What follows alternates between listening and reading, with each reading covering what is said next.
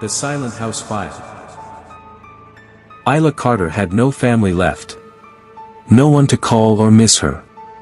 So when a law firm contacted her about inheriting her great-aunt's house in the countryside town of Duskmore, she didn't hesitate. She needed a reset.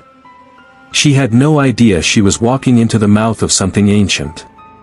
The house stood tall and crooked, as if it leaned in to listen.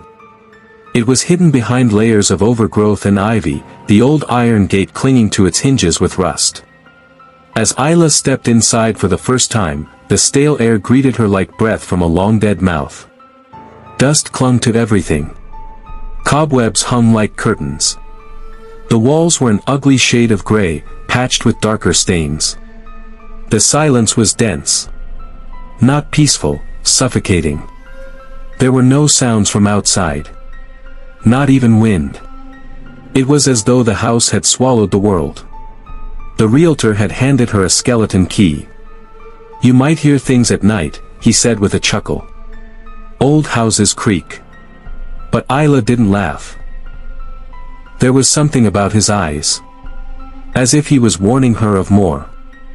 That night, she unpacked only the essentials and lay on the creaky mattress in the upstairs bedroom. Her eyes scanned the cracked ceiling as darkness pooled in corners the bulb couldn't reach. At 2:41 a.m., the silence was broken. A soft thump. Then another. Isla sat up. It was rhythmic. Like slow, dragging footsteps across the hall. But when she opened the door, no one was there.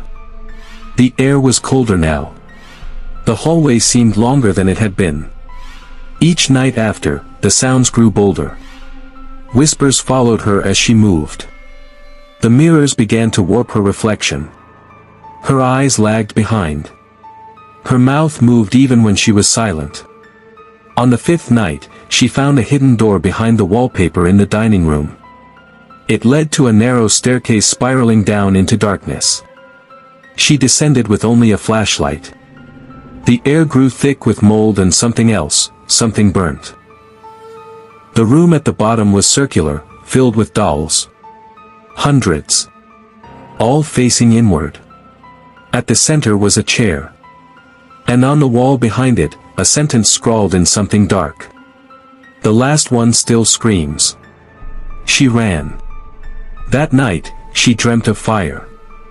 Of a woman strapped to the chair, screaming as unseen hands pulled her eyes wide. When she woke, her pillow was soaked in tears that weren't hers. Isla tried to leave.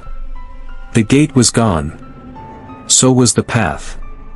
The forest now stretched where there had once been road. Trees pressed closer to the house with every hour. It was caging her in. In the attic, she found her aunt's journal. Pages written in manic scribbles. "It lives in the walls. It feeds on memory. Don't listen when it speaks with your voice." The house began speaking. Sometimes, it called her name in her mother's voice. Sometimes, it sounded like Isla herself, sobbing from the basement. Each mirror showed her at a different age, all staring, all mouthing the same words. "Stay. You're safer here than outside." The ceiling bled on the seventh night. Thick drops of crimson fell above her bed, spelling out a time, 2:41. That was when the scream started. Not hers. The house. It screamed like a wounded animal, the walls trembling, the doors flinging open and slamming shut. The dolls chattered their teeth in unison. In the chaos, Isla found the real reason for the curse, a photo buried beneath the floorboards. It showed the house centuries ago.